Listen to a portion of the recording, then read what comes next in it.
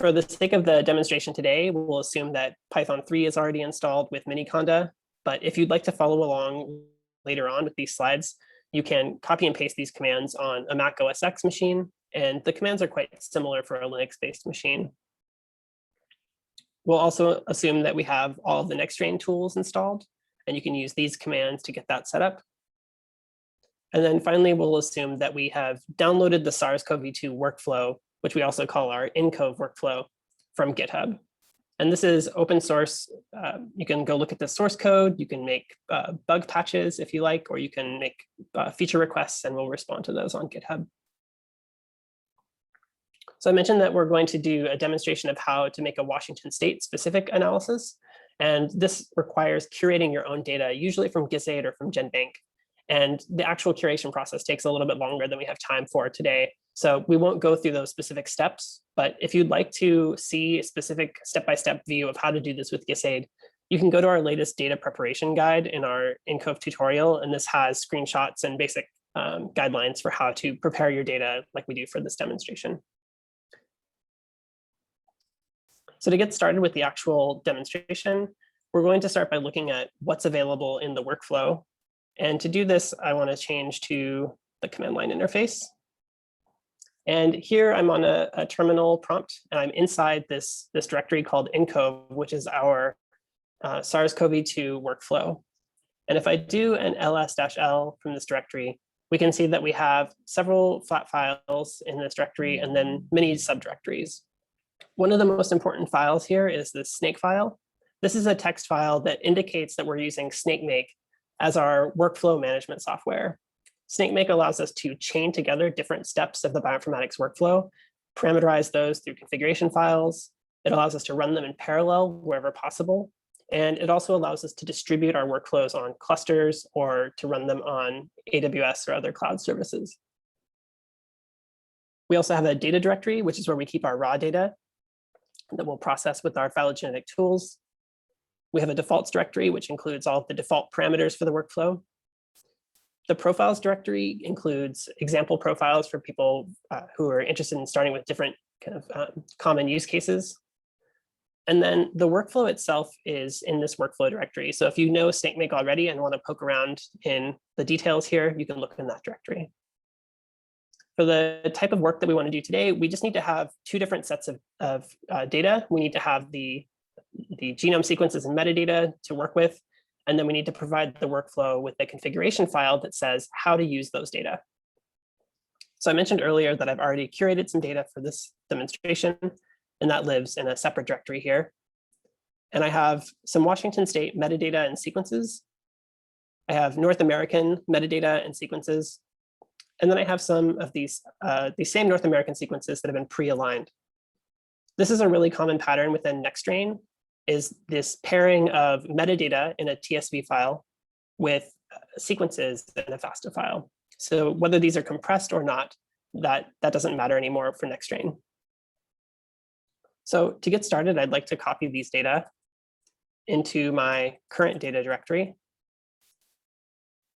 And if I do an ls-l on my data directory, I can confirm that in addition to all the examples that come with the repository, here are my North American and Washington sequences. Along with this repository, we also include some reference sequences and metadata, and these are really important for rooting the phylogenetic time tree. So then now we have our data, we'd also like to tell the workflow how to use the data. And we're going to do that by creating a configuration file.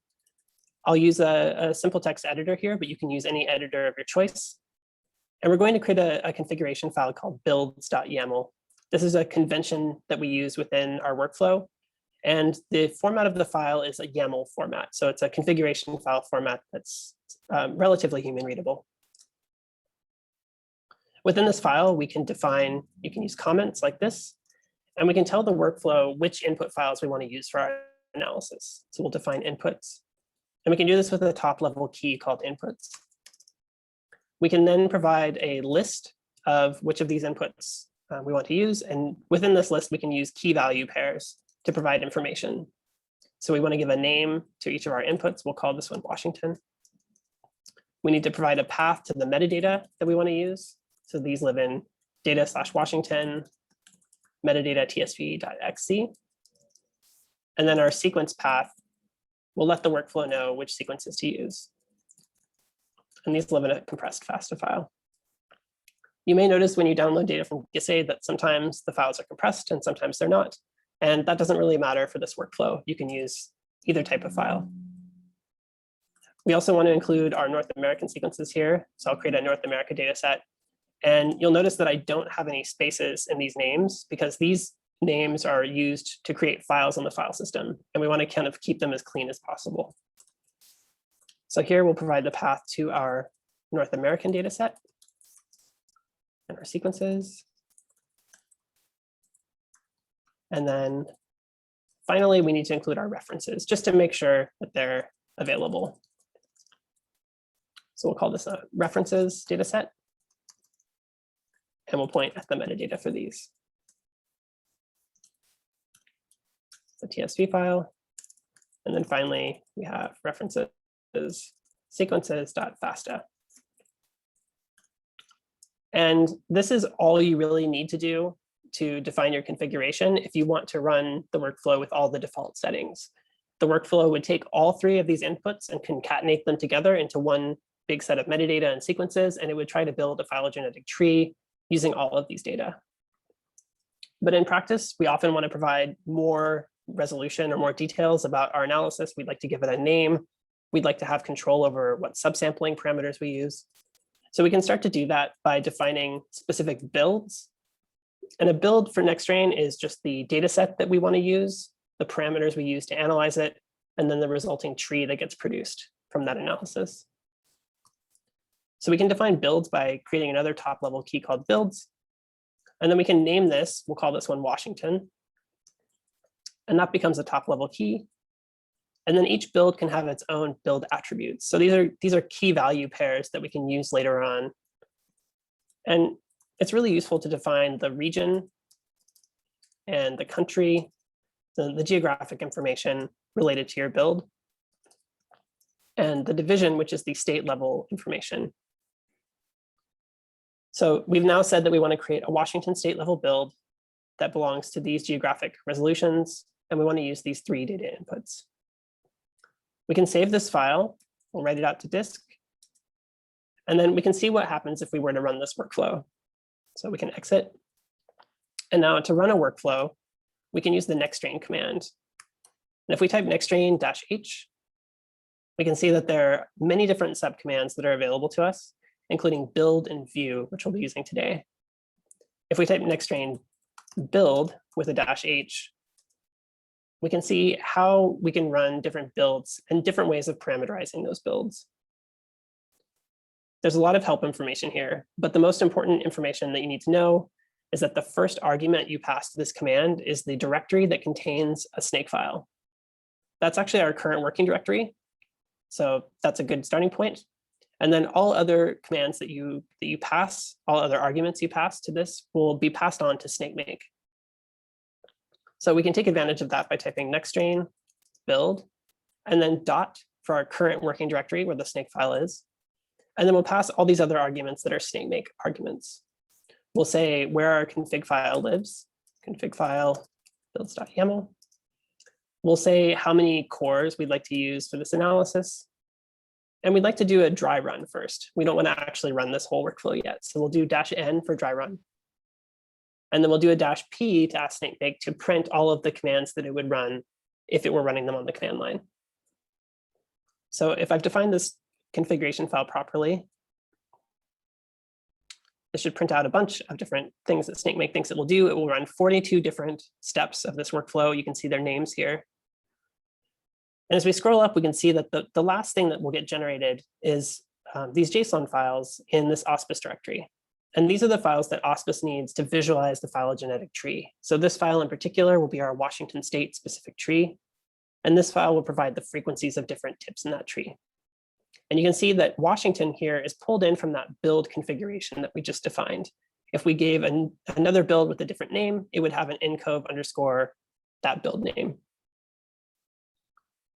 You can scroll up and see all the different steps that will be run by this workflow. And you'll notice that many of these are Python scripts that are specific to this SARS-CoV-2 workflow. But many of these are also augur commands like augur export, augur clades, augur distance. And these are commands that are useful enough for other pathogens that we've implemented them as part of Augur, which is our bioinformatics toolkit. So this workflow really consists of many different commands, these custom scripts and Augur commands, and then other bioinformatics tools chained together. And what's difficult to tell from this view is that many of these steps can run in parallel and many of them depend on each other. So what we'd like to see is a graphical representation of what the workflow will actually be doing. And fortunately, SnakeMake provides us with a way to do that. So we can say, here's our configuration file. And then we can ask SnakeMake to make what's known as a directed acyclic graph. This is just a fancy term for visualizing the dependencies of the workflow.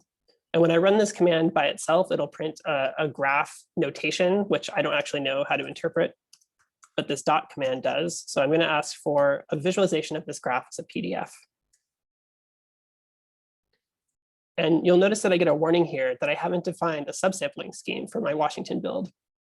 So by default, we'll just be using all available samples. And in most cases, that could be what you want, but we'll see a little bit later on how to change that default. First, we'll look at this graph.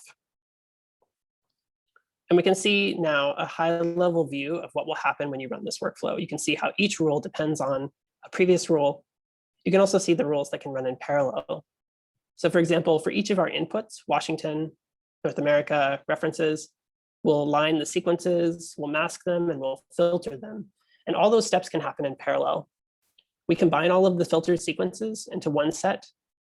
We subsample by default, taking everything. And then downstream, we realign those sequences, build a tree, we build a time tree, and then most of the downstream steps from the time tree involve annotating that time tree, like inferring ancestral sequences, inferring ancestral traits, calculating tip frequencies. And then we combine all of those annotations along with the tree itself in this export rule. And this produces the JSON file that Auspice can view. So we could just run this workflow as it is, but there are a couple parts that we want to change just to have a little bit more control over the workflow. We want to make our subsampling scheme a little bit more sophisticated. And we'd also like to skip this alignment step for the North American sequences. There are a lot of sequences there, and we don't want to realign them each time. So we can go back to the command line, and we can open our builds.yaml file. And first, we can go down to our build and define a new subsampling scheme. We haven't actually defined this scheme yet, but we'll give it a name of focal contextual.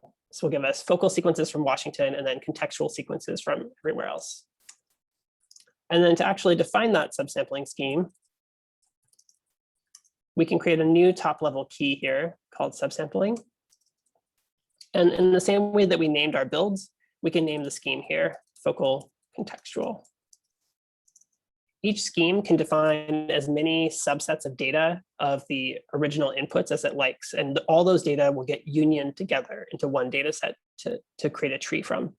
So here we'll create first a focal set, and we can use querying syntax to query the metadata for specific records. So we'll ask for all records where the metadata has a division equal to Washington. We can also limit the number of sequences that we take in each of these subsets. So we can set a max number of sequences. And for this demo, we'll use 10. But in practice, you might not set a limit at all. You might want to use all of the available sequences. We can define a contextual set now and use really similar notation. We can define a query that does the opposite or the inverse query. So we would select all sequences that have metadata not equal to Washington. We can still limit our sequences to 10, but where this focal set is taking 10 random Washington sequences, we don't want these contextual sequences to be random. We want them to be genetically as similar as possible to the focal set. So we can define priorities for these contextual sequences. And we can give those priorities as a type that's genetic proximity. The last bit that we need to provide the workflow is which of these subsets of data we want to compare the contextual set to. And there's only one other one, which is the focal set right now. So we'll say, find all of the sequences that are as close as possible to the focal set. And we'll select 10 of those. So I can write this out. And the last bit I wanted to change, actually, there's one last point here, which is that I've hard coded Washington into the subsampling rule. But because we've already defined Washington up here in the build attributes, we can reuse that information in the subsampling rule using this templating notation. And if we do this, this allows us to make generic subsampling rules that can be reused within the same state or for other states. And then the last bit I'd like to change is I'd like to not realign all of my North American sequences each time. So I've pre-aligned these and filtered them. And now I can change this entry point from sequences to filtered. And the workflow will know to skip those early steps of aligning, filtering, and masking. So I'm going to write this configuration out now, and we'll go back to the command line. And now we can ask the workflow to print a graph of what the workflow will do now. Use the DAG last dot to make us a PDF. And we'll overwrite that previous PDF with our new one. Notice that the error goes away now, or the warning goes away. And now in this graph, we only see alignment, mask, and filter steps for the Washington state inputs and the references. So all of our North American sequences have already been aligned. We skip that step. And those sequences are implicitly included here. We can also see that our subsampling has changed. We now have a focal set of subsampling and a contextual set. And this context depends on a priority score that comes from these sequences. So comparing all of the possible contextual sequences to what's in our focal set. And then everything downstream remains the same. So by just changing our configuration file with a few different settings, we were able to rewire this graph to do something a little bit more sophisticated. So we can go back to the command line now, and we can actually try to run this build. Nextstrain build, pass our config file. And now we're going to try to run it with 4 cores or CPUs at once. We'll ask SnakeMake to print all of the commands as it runs them. And if everything's defined properly, this should just work. So this will take about 2 minutes to run. And while it's running, we can go to another window and do a quick ls-l.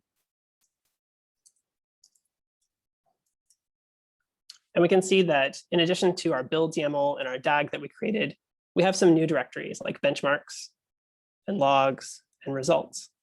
And these are created by SnakeMake.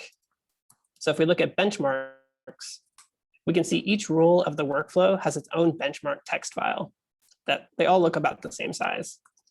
And if we look at the contents of one of these files, like align references.txt, this tells us that the alignment of reference sequences took about, and if we ran this on a Linux system, we'd also know how much memory was used at most. And that can be very helpful for parameterizing your workflow to run on a cluster or to run on AWS. There's also a logs directory, which has about 1 file per rule in the workflow. And you can see most of these are empty, which is usually good news. But if we look inside, say, the filtered Washington logs, this will tell us what happened when our Washington state sequences were filtered. We can see that 9 strains were dropped, and these were dropped because they were shorter than our minimum length. And altogether, we had about 1,100 sequences that were saved. So these logs are really helpful if your workflow crashes, but they're also helpful if your workflow succeeds and you want to know what different things got filtered at different steps. We also saw that there was a results directory. This contains all of our intermediate files like the filtered and aligned sequences. And within the main results directory, there's a directory for each of your builds. This one's called Washington. So if we do ls on Washington, we can see our alignment of Washington sequences, the raw tree, and in just a minute, we'll see the time resolve tree. If we ls now, we'll see that. So if you ever wanted to inspect your intermediate files, they would live in this directory for your build. So the workflow should be wrapping up now. It's exporting the JSONs and doing some final touches. And now we can look in this auspice directory and see, here are our final files that we just created. So the tree with the metadata, the root sequence that we used for our tree, and then the frequencies of the different tips. And now we can view that tree using the Nextstrain view command. If we run this with -h, we can see Nextstrain view works very similarly to Nextstrain build. It takes a directory as its input. And this directory should be a directory that contains auspice JSON files. So we can type Nextstrain view auspice. And this command will run auspice as a server on your computer.